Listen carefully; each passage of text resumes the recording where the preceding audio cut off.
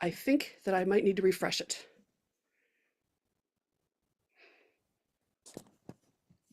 I apologize, but I was left to do the tech part and I want to make sure that we are on.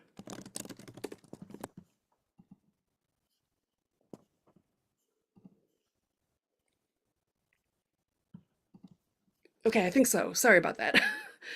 I okay, I got it now. Yes, I am seeing us on YouTube. And again, I'm sorry for that. Uh, okay. I was just told that we're officially on now. So I'm gonna start again. And if any of the awkwardness shows up, you know it's me, you know what that's we're doing. And I'm kind of a little bit like Garth in the studio. That's an old people reference for some of you, because Chris is out with his mother and our kid tonight. And so he set it up for me to do, but I am sort of like doing this for the first time, but it'll be fine.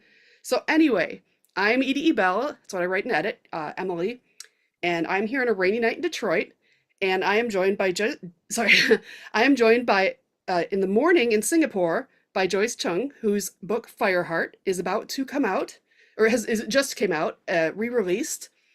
And sorry, I'm extra nervous because I wasn't sure whether that worked, but I'm gonna reset now. Hi everybody. Totally not awkward. So, we're here to celebrate the release of Fireheart, which I read in its previous version and loved. So, I'm really excited. We'll talk about that. So, I guess I want to set the stage here. This did come out previously, and I think some of you know it was limited in distribution to the Asian regions for the publisher. And so, we're very happy that now the book is coming out again from Snowy Wings Publishing, and also there will be the duology will finally be completed, and Cold Steel, the second piece in the duology, will be out in less than 4 months. So this is a really good time to read Fireheart and get ready for Cold Steel. These are young adult books, but I love Fireheart. I'm really excited to read Cold Steel, and I really highly recommend them to everybody. So we're here to talk about the book. We're here to talk about, once I settle down a little bit, but I think Joyce said anxiety was something like we just talked about how it's like a chained beast that you don't always get to control when doesn't you don't always control it as much as you'd like to, but I'll be fine. So anyway, we're also here to chat about sharpened swords and fire hearts because we are people with fire in our hearts as creative people, as readers and writers, and we want to just chat. I'll settle down and we'll just chat for a bit about what we can do in these days with the feelings that we feel and the powers that we do have.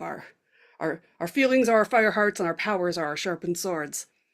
So starting off talking about Fireheart, the book itself, something that I really appreciate and enjoy about non-colonial storytelling is that character growth and joys always feel much more satisfying to me, because they're more complex. They don't come easy.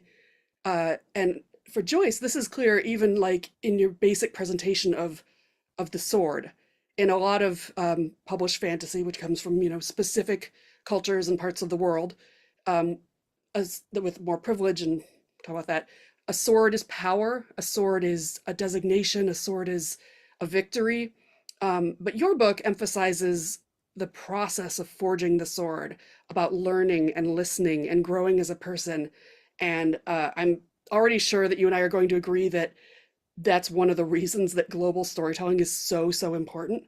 But also, you're a teacher, have been a lifelong teacher. So I was wondering if you could talk a little about that, like how you've seen storytelling impact our being itself as we grow, and in many of our cases are still growing as humans. Hi everyone. So, okay, yes, I'm a teacher. I was a teacher, so I work very closely with, well, teenagers who are around the same age group. I tend to pitch my young adult stories at just like 16, 17. But I start from 13, 14, 15 onwards. So it's a gradual thing, and every team is different as far as I know. Like even I have two teams. I mean, one team at the moment, one is 21.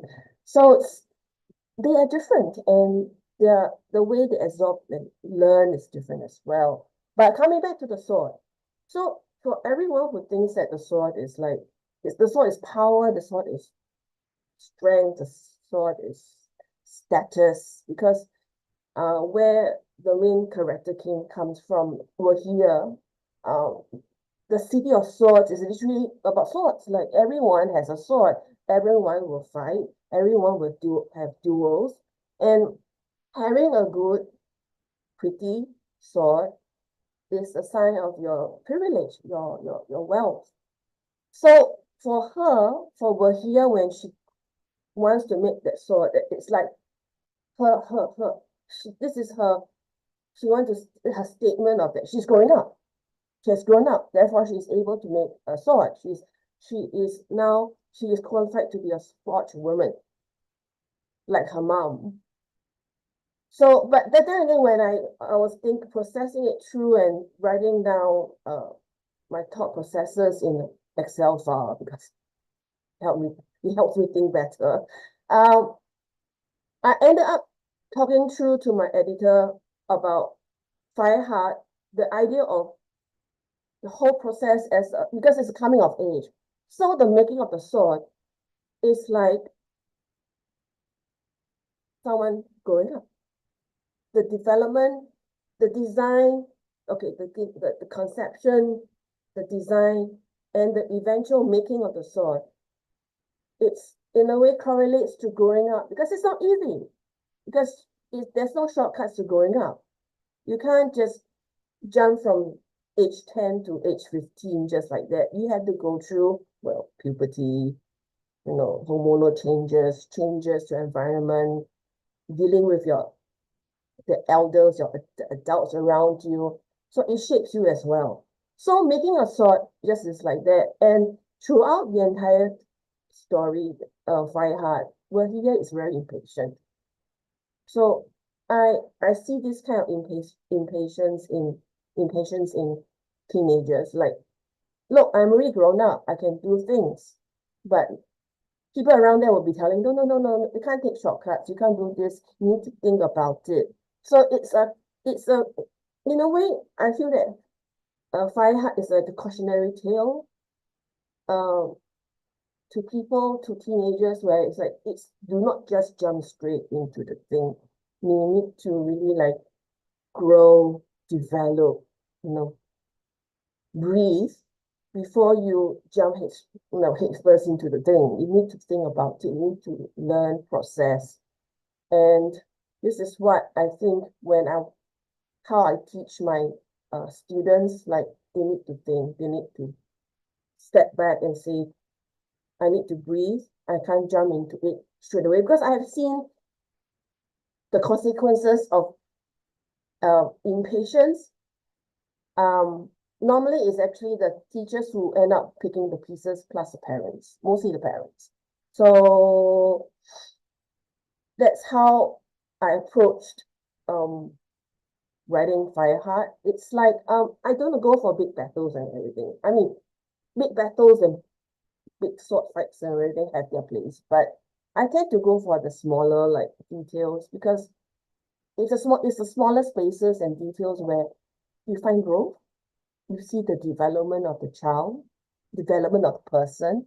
So yeah, I say that global storytelling is important, because it's just not big conflict, big battles, big arguments, big whatever. It's the smaller things in between. And the smaller things in between also teaches us and shapes us as well. Because what happens when you're hurt? What happens after you are hurt after the big fight, the big sword fight? You heal, you learn, you are nourished by tonics, people look after you. And this is where you learn. You grow as a person, as you heal. So I'm rambling, so. Oh no, I don't think you're rambling. I think it's all. I say as somebody who always thinks that I'm rambling. So we're kin in that regard. Uh, no, I think that makes a lot of sense, and the message, and that's to me that's where it ties into the global publishing. And when I say global, I specifically said non-colonial, because there are a lot of cultural viewpoints around the world that Mhm. there are a lot of cultures that don't emphasize kindness and growth. They say, this is how things are, Mhm. this is how it is, grow up, be tough. And it's a very different message to get through a book that says things are not easy. You will learn, you will grow, you will make mistakes, you need to heal. And Yeah. that's not a message that, a lot of the people in power want kids to hear. So I think it's really, yeah, it's a really just an I don't think it's I think it's a really important point. I love listening to you about it because I totally agree. Yeah, I guess we can talk a little bit if it's all right about when we talk about global storytelling. I guess we might people are probably expecting us to talk about the publishing business a little because if they've seen us, we've joked that we could have a podcast of every 12 hours as one of us is going to bed, somebody whoever is about to go to bed gets on, on Blue Sky and is like, oh. um we're people of a certain age and this is what we do. It's fine. But I also I'm curious about yeah, I'm curious about how you so I guess one thing we can all agree on is that uh small publishers, indie publishers are really important. Mm, Uh and Snowy Wings Publishing is a collective. It's writer owned. mm, Athos Arts is our press, but I just pointed to Chris's face on my Zoom screen, even though he's not here. That's who I was pointing at. Um, he's here in spirit. So we're writer, I'm a writer, we're writer owned, and we are trying. We have to, and we've talked about this in terms of maybe having a Southeast Asian imprint and things like that. We have to mm, have money to do it. You need yeah. resources, but that is not our the thing that is pushing us forward. It is not the money. It is the criticality of these stories in our world, in our Mm, lives, from everyone to us as individuals to to the system. Our societies and ourselves need these messages like you have in Fireheart. So mm, I'm thrilled that you have been able to bring this book and make it a duology back to the world. mm. Yeah, and I don't know. I'll start with this. I don't want to keep talking either, but this is us. These are friends rambling about publishing. This is what we do. So I'll say that I talk a lot about I've used this hashtag. I don't know if it's a thing or not a thing, but I really think there's something to it. However you want to say it, I don't care. Just it's important. This idea of supporting bold indies. I like the Mm, hashtag support bold indies. I guess I just make a note of that. Um, you know, us honestly, I'll just be like ragey now. A story like Fireheart should not have to fight to be in the world. It is a beautiful, good, wonderful. I can say this because we don't the author, but I'm gonna say it's such a good book, and Joyce is an incredible writer, really, really wonderful. I've never seen anything you've written that wasn't like stunning. Truly, it's all very moving. It's very beautiful, and it's but there are reasons these things are not being picked up and not being published. And absolutely, I think if you're watching this, it's not about quality, it's not about audience at all. um so I guess we're seeing the impact that you know bad collective decisions are having in every way, from generative AI to franchise culture to corporate control to colonialism. All these things are, as Joyce and I talk about a lot, are not only interconnected, but very, very intentional. And so I guess, yeah, we both have a stake in this, but we're not just saying you have to support independent voices because it's what we do. It's what we do because we know how important it is. So I guess in that regard, yeah, um, yeah, I'll just pass it to you. Do you have any kind of things you'd like to add about publishing or publishing different stories? I know you I, have a lot to say on it. I mean, I have a ton to say. Nothing. I've been there. Um, I've been there since Raceville 2009 happened, and once again and again and again, we keep on seeing such things happen because publishing or publishing in general or sci-fi publishing doesn't understand that there are diverse voices. Indeed, there are diverse voices out there. So right now, we are seeing the consequences. Or no, I don't think I want to say backlash, but it's like people, a lot of POC are getting their books out, but there are too many. And then again, each of them seem to be the only one, which is like everyone seems to be tokenized, which is not right. Because when I say diversity, it's not just diversity of race, of racial groups, of ethnic groups, it's diversity of all types, like sexuality, sexual orientation, uh, economic backgrounds as well, diversity of places. So it's like, and we keep on seeing big publishers reaching out that face. It had to be pretty and palatable for some strange reason, that face, and they pump in money behind that face because they know that face, the tokenized face, is able to get their money. But this is not diversity, this is not representation. It's just a token being approved by a racist white publishing structure and system that capitalize or prioritize money above growth. Am I So, right? Yeah. oh, I mean, I think so.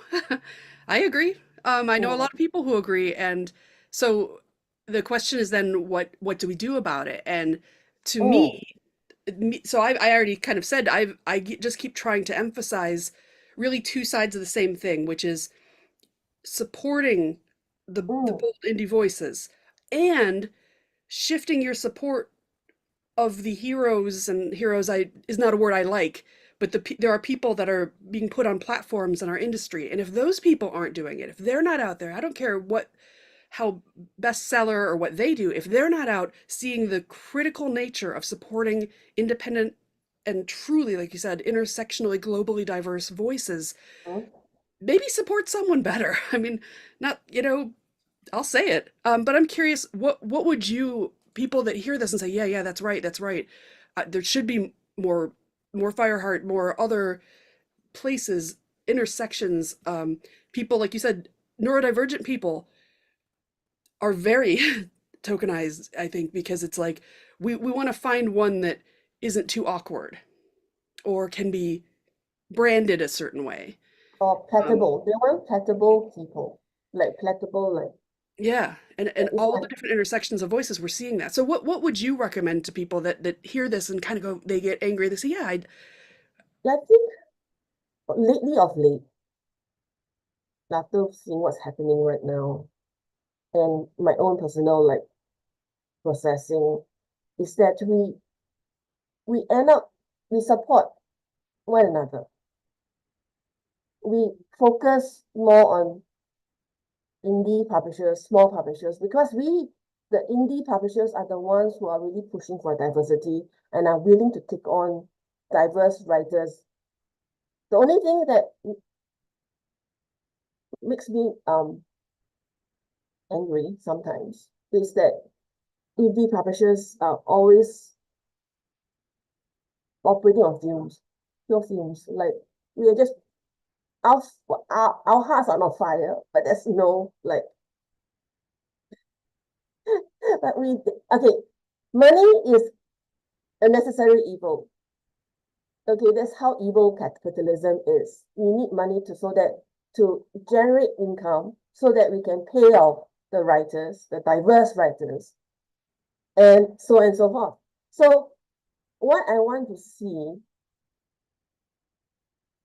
are more collectives of indie writers, sci-fi writers getting together, form this collective work together in a collective manner to bring our voices across. And we use this collective to develop one another. We serve as mentors, we serve as teachers, but we also serve as students as well. The collective learn from one another. It's like a mycelium colony. Okay, I hate using this word colony. Think like mushrooms. We are mushrooms that are also connected to other mushrooms across the world. And we all, in a way, the mushrooms are sustaining the world. Even the big publishers, whether they want to admit or not. But we're the ones who are actually sustaining everyone. So I honestly do not know how are we going to go about it. Expect to say, pay us, pay the indie publishers, support indie writers, walk your talk. And if you think that you are the biggest, baddest left-wing, left sci-fi writer who's out there, who's championing everyone, do it. We want to see we want to see in tangible manners, like you are like coming with funds for people, you are teaching them, you're mentoring them, you're opening doors for them, because what happens to in traditional sci-fi is that there are so many fudging closed doors, and we need people who understand to open these doors for us and keep these doors open so that more can come in and keep the system moving. Because if it and this and the if the ecosystem itself is so closed, we cannot grow. It will be the same organisms who are there, and it's like think about like a fish tank. It's all algae. It's just so confined. We need to grow, and we need mushrooms to grow. We need collectives to grow. So I think if you're out there listening to me, form your collective and walk your talk. That's all I can say at the moment, because I'm also running on fumes. So, so I have a lot of thoughts on that. One is I love we'll go with the mushrooms. I think that and I also make it clear there's nothing I'm not going at Big Pub here. That's not what I'm here to do. Big Pub though knows this. They know that we're critical. And I've said this and I sometimes say enough they want just enough of a water stream to drink from, but not to fuel engines, is sometimes how I say it. And I think that one of my favorite quotes, I quote this all over the place sometimes, is Susan Palumbo says, "If you want to be punk, you got to be punk." And so I guess I'm hearing both things that you're saying. One is for people out there that are with us that are like, "But you're on fumes. I'm on fumes." That's well documented on the internet. There are other people on fumes, but we don't give up. We don't give up. We connect like this in other ways. We connect and we keep talking about it. But I think it's also worth putting it out there if in case people do see this or in case they know people. I guess I had a weird thought while you were talking, which was we were talking about tokenization. There's so much tokenization of resources as well, not just of people, but of resources. I mean, how many times have I seen I supported a book from this region of the world once? I supported a Kickstarter for something like that once. Like, you have to keep supporting it. And not just the same person or the same tired person or the person that doesn't have the means to do that. That's not what I mean. So it's like, uh, to the people that anyone in power that actually, if they're going to be out there talking about, and when I say any type of privilege, whether they have money, whether they have a platform, if you want to be punk, you got to be punk, and you have a way to support independent voices and global voices, not just once but continuously. I I want to see you create your Southeast Asian imprint. That's going to take money. I want to see us put together a collective, but I think you know, I think both of us are feeling the weight of responsibility, and that are we really, we talk about this all the time, but are you and I the right people to exhaust ourselves further by now trying to start a collective? But it doesn't have to be us. It could be, somebody with resources or the platform that says, and the key to that is always allocate the resources and then get the F out of the way. I've talked about that a lot. Things that we all agree are successful, and we talk about like FIA and FIACon. Um, I have had corporations not like me very much lately, but I have seen that when creatives, when brilliant minds get together and they are allowed to just do what they're good at doing, brilliance occurs. So I guess, yeah, it's just it all, and this does all, to me, this is all tying back to Fireheart, because when I hear you talk about Fireheart, it is all those messages that we really need in these times. And not messages like it's preachy, it's just fun. It's swords and ladies, right? And people of, all sorts of fun things, sapphic goodness. But I guess if you want to follow on to those topics, Joyce, it's your call. Or if you want to go back to Fireheart, um, this is how our brains are, right? Uh, I was thinking about you spoke to the younger readers, growing up, how it's. I think that it speaks a lot to non-younger, if we want to say, readers as well. So yeah, do you have any thoughts either on the book, how it does reach out to older readers, or back to the publishing topic? I said a lot, so you probably have some thread to pull there. And I think a lot of feedback I get from people, the reviews I get from people about Fireheart is that older people are seeing themselves in Fireheart and wish that when they're younger, they should have books like that. Yeah, they want book when they're young. It will be so good if they find books like that, like Fireheart, when they're much younger. And it's sorry, there's a cat somewhere. There's a cat meowing somewhere. I think she's trying to wake me. Sorry. Um, my this is my tuxedo cat. She's trying to wake people up. See. Sorry.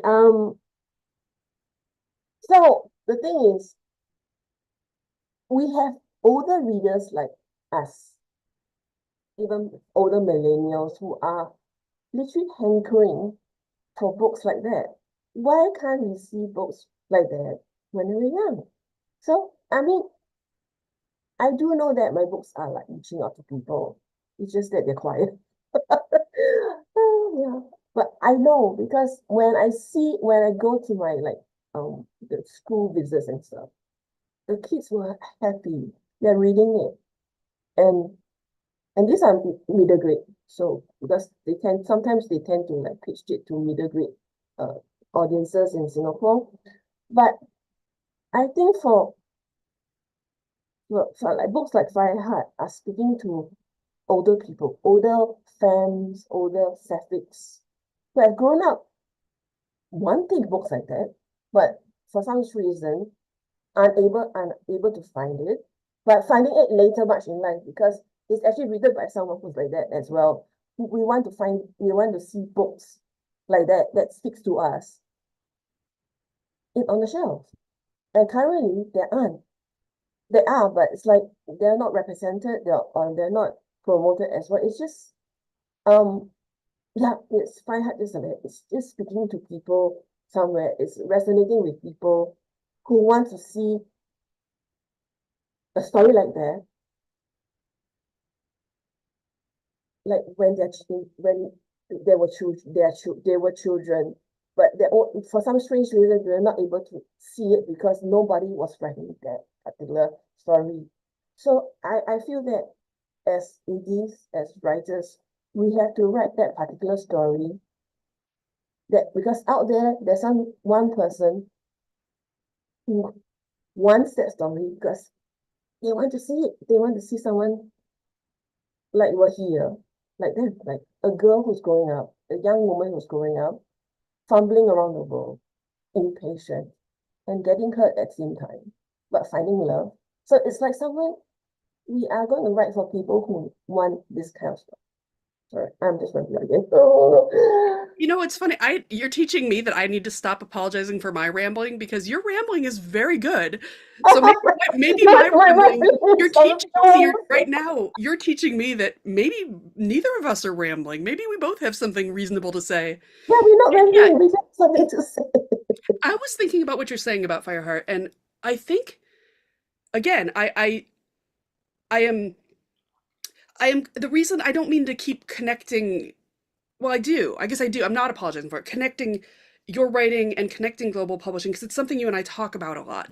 And your book is just good, period. It has nothing to do with whether where it comes from. It's just a really good book. But it does also have it is about that because what I found your book to be is deeply inspiring, not shallowly inspiring. It Mm, doesn't say you can do it, rah rah, go do the thing.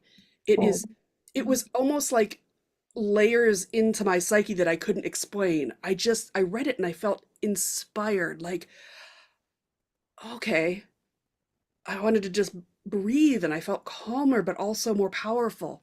mm, And the reason that this comes about, why do you keep talking about the system and isn't it just a nice story? Is mm, because they're so linked.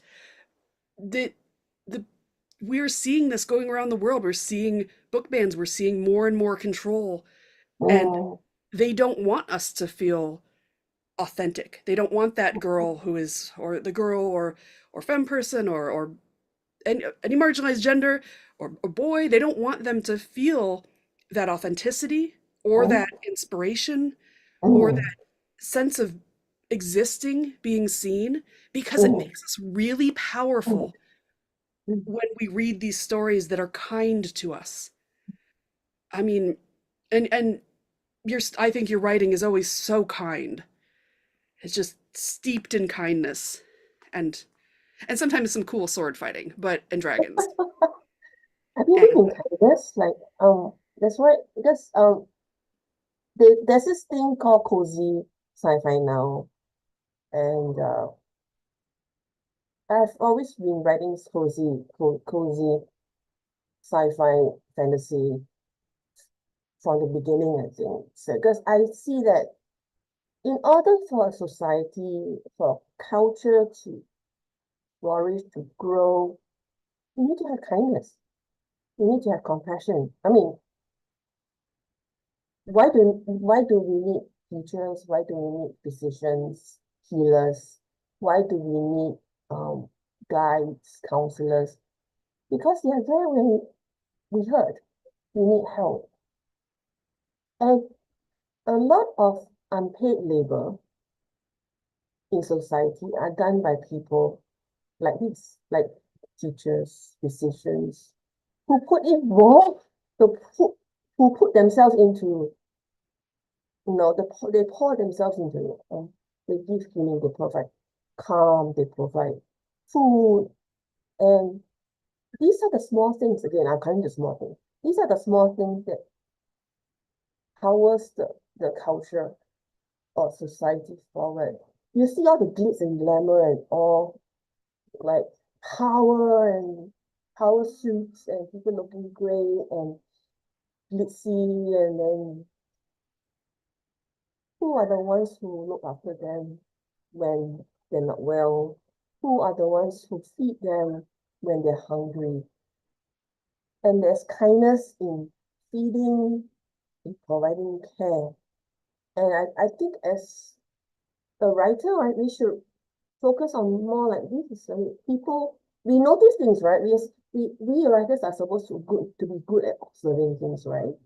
So why are we looking at all the big battles and everything, but we're not looking at people who clean our clothes, sweep the floor, uh, look after us when we're sick, or cook us a warm bowl of stew when we're hungry, or we are down, and next thing you know, a warm bowl of stew keeps us happy, comfort us. So why aren't we looking at people who are doing the acts of love and kindness instead? And instead, in sci-fi, we see all these people who are like, oh, big battles, anger, rage, and okay, rage is good. Rage is a fuel that powers people forward. But what happens when rage burns out and you are this who looks after you when the rage burns out?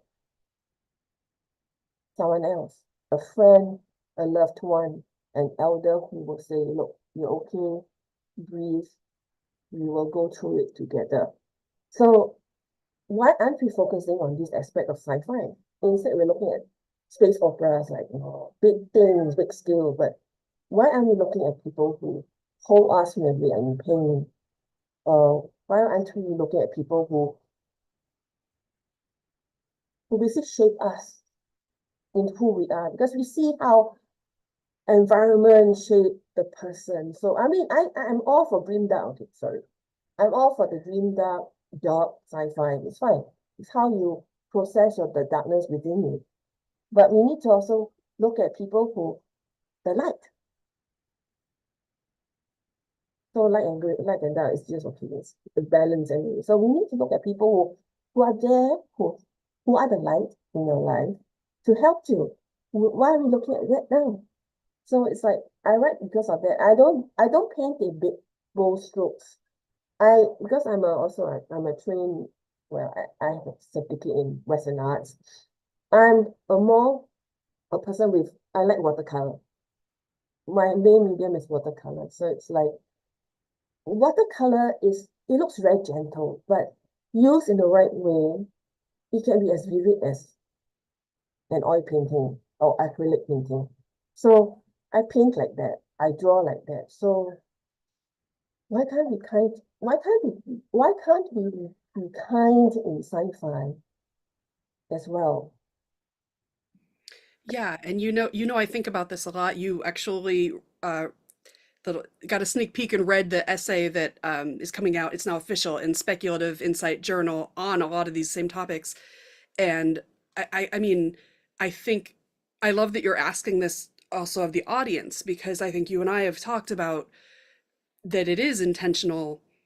It's not just that kind speculative fiction doesn't sell. And we're not saying that there isn't kindness in what's being published. We're not saying that, but it's not the focus. It's it manages to get there through its own defiance. It is not what is being sought after.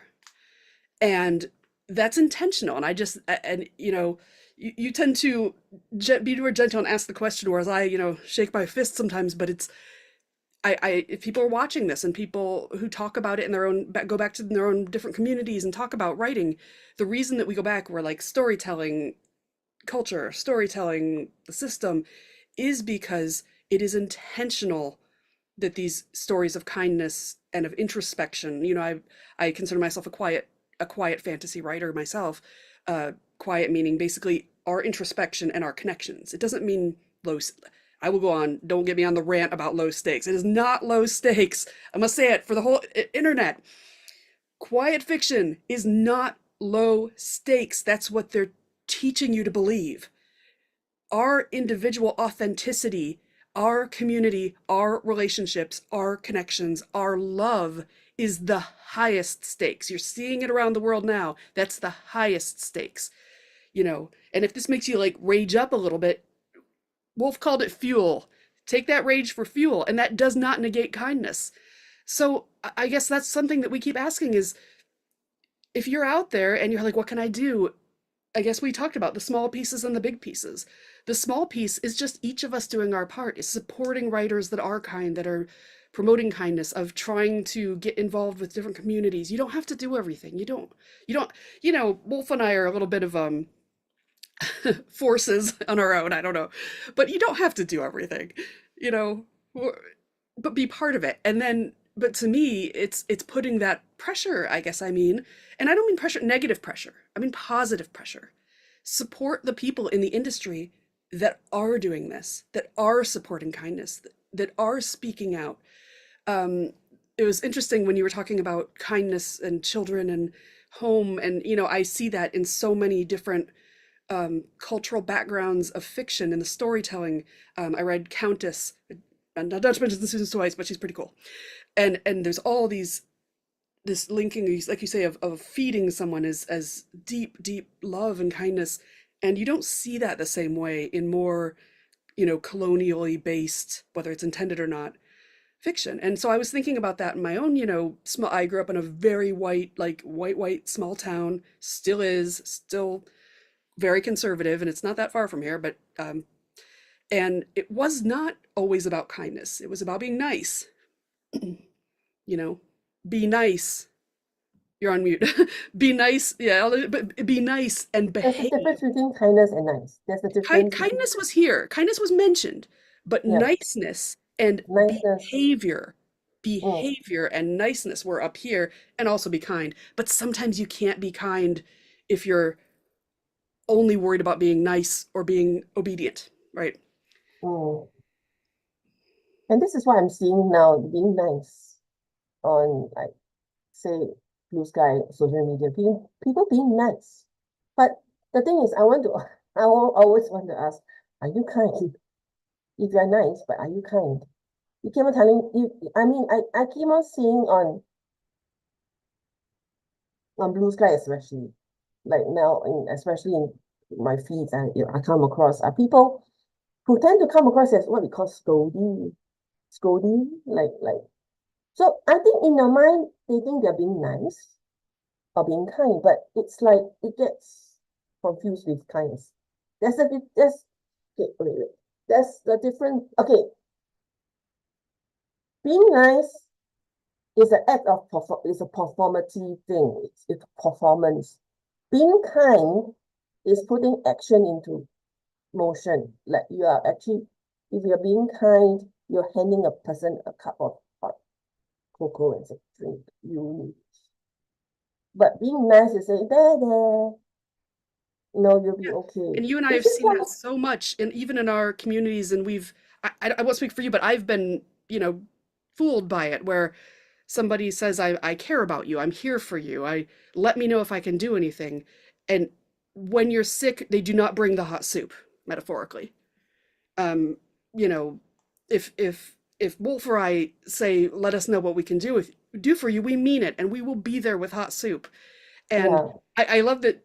I This is not a feasible thing, I don't think, but I love the idea Mm, of making of just being able to like have a click button on your Blue Sky account that says, "You seem mm, nice, but are you kind?" Because I want to know. Can you just, and I was actually I was at a thing, I was talking to someone recently, someone, a writer's mother, and she was confused about some of these things and was asking me about, we were talking about performativity, and I called it like a pretty cloth over a hole. And we were talking about the fact that, when we were speaking to racism in the community, and this was a group of Black Detroiters, and mm, we were talking about if somebody's wearing the outfit, like whatever they do, the white supremacists, if you're carrying the signs, you already know that person is not safe. But what if they're nice? What if they're nice? You don't know. You know if they're kind. You know if they, like you said, put action into kindness.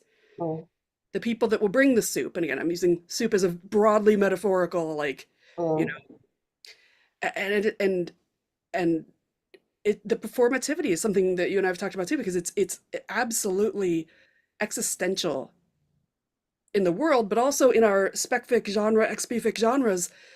The I get a lot of eye rolls when I say that. Like at conventions, I'll say performativity is like the number one issue, and people kind of roll their eyes, like, I don't know what you mean by that. And yes, I'm talking about white people. Sorry, I should clarify. White people say, "What do you mean perform? Who are you calling performative?" And you know, you see it. You see when I don't know what the right when the rubber hits the road, when things actually get a little harder. mm. Are they there, or do they scatter? You Uh, mostly scatter. they You just scatter. go. Yep. Then again, you get those who are just like scurry in your like DM say, I'm not supporting you. But it's like you don't say it publicly. You just like telling you just scurry into my the direct message and say, I'm supporting you. But so is there such so there's is it so much like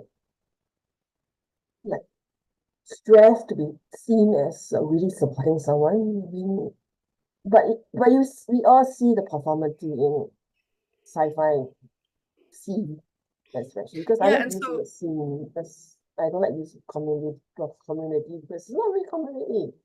It's just basically all small groups. It's like all not connected of some sorts, and it's like a scene because people are there to be seen, not to be, you know, not to participate in a community, yeah. to be a one member of a community. Um, And I I think hopefully if people are watching this, they have some sense of Wolf and I that we're not here to um, lecture or complain about people. no. Actually, it's a call to action. If you're Mm, out there and you see this and you think, "Have I done that? Have I?" You know, get punk, as Susan would say. Come on, we need you. Like, if you thought, well, it's not my, and I'm gonna say this right to white people. White people, you can be. We met yesterday, so I can say this. You can be in the fight. You're, if anyone tells you that's not your lane, that's different than centering yourself. That's different than it. You have to be in it. You have to get in this. I mean, in whatever way you can. I'm not, people have their own, we have anxieties, but we need everybody. We need a community of people who are just in this together. There's not, no pedestals, no, just people, kind people expressing kindness, expressing love, and taking care of each um, other. And you think it sounds almost a little obvious, like, well, this, what is this? sorry, that's a cat. Kid? Oh, I see now. Yeah, Tad, Tad is in. Sorry, that's a cat. Little Tad is in there sleeping on the bed, and yes, my bed is behind that curtain. It's a Yeah, very but strange house I live in. this is my tuxedo cat. Aw. She's mostly black, but she has white patches of like on her I don't know chest if you see, and I'm almost like trying to scratch. I'm like, here, come here. And she wants something that's Singapore's she's has little standing on T-Rex it. arms anyway, and you're in Singapore, but the Yeah, spirit is there. But yeah. yeah, that's what but you and I are here. We're not here complaining. We're We're not here, complaining. no, we're here telling people, please join in. We know there's other people out there that have been, taught to just to hold back, to be nice. You know, Well, it's if like you're kind, you don't have to worry about nice. this is way beginning in my career or path as a writer. So people, when I voice out this kind of concerns on, say, the former bird side, just cats, um, I get gaslit. I get gaslit by white people, especially white women, who thinks that my energy is too negative. I've been branded negative. I've been branded frustrated. I've been branded racist for some strange reason. Um, so if people who are not of your color are saying things that are happening, that are being disrupted or affected by the systemic um, issues in whatever, maybe they're valid and they're not complaining. They're not frustrated. They are frustrated. They're not negative. They're just voicing it out. They want people to they want to tell people that it's an issue, help me. But the problem is a lot of what we see in sci-fi these days, the sci-fi scene these days, is that when we voice out our issue, we are seen as complaining, we are seen as scolds, we are seen as people who want to spoil the fun, whatever. But that's why the more people keep on pushing all the issues under the carpet, it'll grow. And it has grown. And now we have this issue where there's this man child. This man child who's going to be king slash president. That he is the representation of what's been happening for a long time. Yeah, Yeah, yeah. None of it's new. none of this Um, new. I come from a different background where I was not. I'll just say I was raised. Go drive through my small town. No one has to argue this point. Some people will try. I was raised in whiteness, like whiteness, and a lot of us were. And learn, listen, realize these things have been going on. People have been trying to communicate. And I think what you really got to is you talked about action. And I think you just actually, for me, gave a really good distinction between kind and nice and what you just said.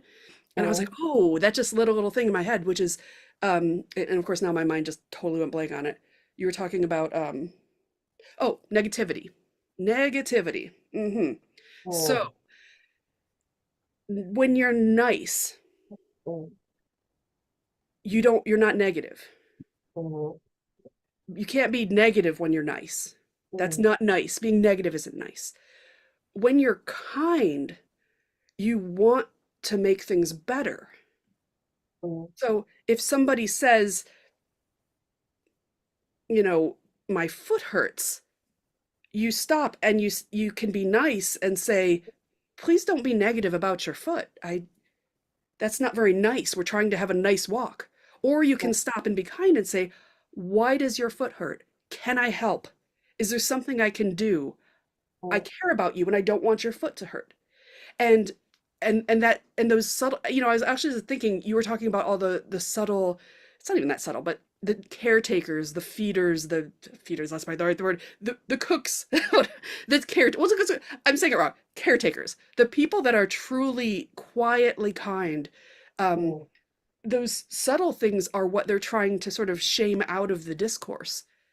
uh, mm. because there are in publishing, you talked about, we talked about tokenizing the money, we talked about tokenizing the people. I think they Mm. also tokenize the, Nice people. well, I was going to say the issues, they Issues, yeah. tokenize the pain that they show. So Mm, there are books being published by Big Pub, and I'm not, they're good books, mm, by BIPOC writers, by global writers that address issues of things like racism, colonialism. They are being published. We're not saying they're not, but they are a sliver of the issue. They are the racism, or it's not these subtle things about kindness. It's not, but are you taking care of each other? About community.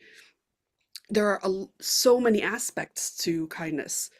mm, The patience of forging a sword. That's beautiful. And mm. everyone should read that. And if you're not hearing anything else, you should all be reading Fireheart. It's really good.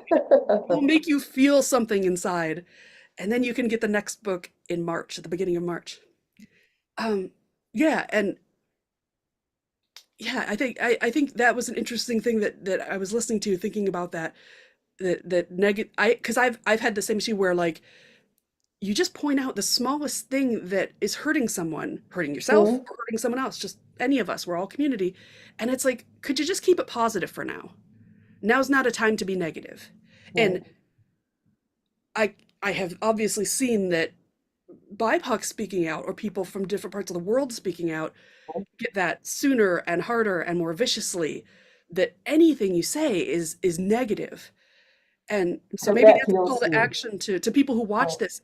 The next time, if you're watching this and the next time you think, that's unpleasant or that's negative or that person is complaining, and sometimes we're trained into those reactions, stop mhm, and think about it. Say, are they really? Or is that person trying to make things better? Is that a kind person who wants people to be better, to feel better, to be happier, to not have pain? I mm, think sometimes we can catch our own reactions because we've been mm. trained, very, very much trained to, Yeah, conditioned. We've been conditioned conditioned. to be. Yeah. I mean, that there's also this discourse between the good POC and the bad POC, and it all ties with being nice as well. So it's like that's another story altogether, another podcast, another topic for. Yeah, we've talked about that, and that is a discussion that I am not part of, but I hear you. I hear you, and I listening to you talk about it, I see more of the angles of it all the time. It's like, I keep seeing what you're saying more and more, and I'm like, okay, I'm seeing this mm. now. Because I think there are people who are feeling a lot of consequences, if after effects of things. It's like things are the domino effects, it's like a web or something. The vibrations will come down, it affect people. So the thing is, things decided in publishing will also affect people, Yeah. regardless of what. It's like it's actually someone's livelihood or someone's life, someone, yeah. I mean. And I I mean, see it a lot in the not inside specific communities even, but also just within, you know, the good guys, which I know is we're hand waving. But when oppression and colonialism and whiteness are this weight and monopoly, all you greed, you know, it's all greed. It's all greed. When greed is this weight on everybody, people, like you said, and other places on that web can get frustrated and tired and start mm, picking at each other. And you know, maybe there's times for it, but in general, we gotta let's address this. You know, don't forget that everyone is being harmed by greed. Everyone, everyone. everyone. Well, some people would probably deny it because they don't. They say I don't see it. I'm not affected by it. Therefore, there's no like this. I'm like everyone is. It's a structure. It's a system. It's a body. So if one part of the body is affected, the rest will be affected. What's wrong with that? It's like Yeah, my wolf logic is sometimes contrary yeah, and we're in the to mushrooms. normal logic. So I don't know. But We're that's here to a be we're here to be mushrooms together, and that's a we need fungi. to realize that and stop. Like you and I'm sure agree that you know every person is so precious, every life is so precious, but we are also a mushroom, and the mushrooms are precious too. And that Everyone is balance, that that community, that communication is so beautiful. And they, you know, I say they don't want us to talk about those things. They really, really don't. And that's where they say, well, that's negative, you know. Um, and it's like wanting someone to hurt less is not negative. It's mm, positive. mm. So I just I feel like we've hopefully given some people some things to think about. I will mention, I hope so. yes, so right now you read, I think, you know what, you already know you need to read Fireheart. You can, well, and Athos Arts it's not our book, but if you ever want a book, you can't get it, safety reasons, money, talk to me. Seriously, we'll figure it out. Yeah. Library, whatever it has to do, you should be reading this. Not to be bossy, but you know. But also, Athos Arts is publishing Joyce's story and poetry and some drawing collection this winter in celebrate. I'm saying what birthday it is, right? The special in Mm, celebration of your 50th birthday. We are going to be, and I have to tell you, in terms of like hasty ent status of publishers, I did not read it before signing the contract for it because okay. I have read Wolf's work and there was no way in the world it was not going to be awesome. And I was not disappointed. No, I'm not saying that to be like, oh, you Mm, know, look at me, I'm so no, but it's just true. There are sometimes you're like, this is going to be a book that is going to be so Athos Arts at its mm, core, so authentic, mm, so real, so kind of like a little bit weird. Um, mm, it's very queer, it's very mm, authentic, it's very exploratory. mm. The stories just they flow together in such an amazing way. So you can't read that yet, but you can read Fireheart right now from Snowy Wings Publishing, and I hope that you will. And you know, and remember to leave reviews too. So I want to make sure I get the official, like, you know, buy the book, do the thing into this, since we were talking about, you know, everything else. So kind of I guess as we're, you know, wrapping up kind of on the hour, let people go back to their morning or their evening, or when if they're watching this later on video. um I guess I should just, I haven't looked over at the YouTube. I don't think we have, okay, I don't see anything that's like a specific question. um So what are your, just I would like you to leave us with your final thoughts about you, about the book, about anything we talked about. What are Um, what would you like to leave the audience with today? um, buy my book. Read Fireheart, and hopefully, you read Cold Steel as well, coming soon next March. And lastly, I want to say, walk the talk, feed someone, make soup for someone. Thank you.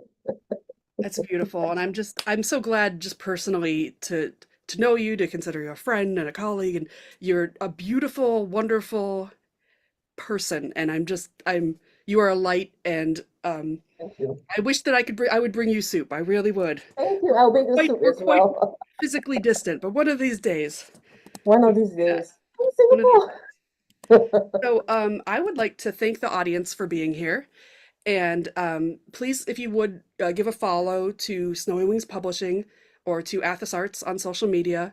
You can find me most places. Well, actually, you can just go to my website, edebell.com, has all my links to find me. And where's the best place that you want people to follow you right now? Because everything's chaos, but At the moment, the best place is still Blue Sky. Um, I'm there as Jolan True, JolanTru. So it's a Star Trek reference. It's a I love it. Romulan I love it name. because I got it. And but I didn't even know who you were. The first time I saw you, I saw the Jolan True, and I was like, "Is that true?" I should have brought. I have in the other room. One of these times, I have like a Barbie style doll, not not, but that is a Romulan that I've had forever, Ambulance. and it's one of my favorite. And it's like it's like a good uniform, and it's like Yeah, yeah, the I like Romulan. Romulans. I mean, I don't know. That's a different discussion. Why both of us are so like into Romulans, but there's probably yeah. something there too. I I love think we it. like, I feel that the Romulans are like the dark elves in sci-fi. Like the Vulcans are like the high Yeah, elves, whatever. But the Romulans are the high elves who have gone off the other side where, well, yeah, yeah. we're not drow. Next on in We're conversation, not. Romulans. We would have the best Romulan conversations. But anyway, Yeah, but for well, that's today, we're gonna wrap up, and I just want to thank the audience for being here. Thank for people watching on the video later. I hope you'll follow us and tell people if you love Fireheart, leave reviews. They don't have to be fancy. Just I love this book. You should read it. It's inspiring. yeah. That helps so much. And telling Oh people yeah. about it. Oh, Okay. if you need help and you have difficulty getting Fireheart, like physically, I can email you the EPUB version and the PDF version. So do not be afraid if you have encountered any financial issues, because buying books these days is a privilege.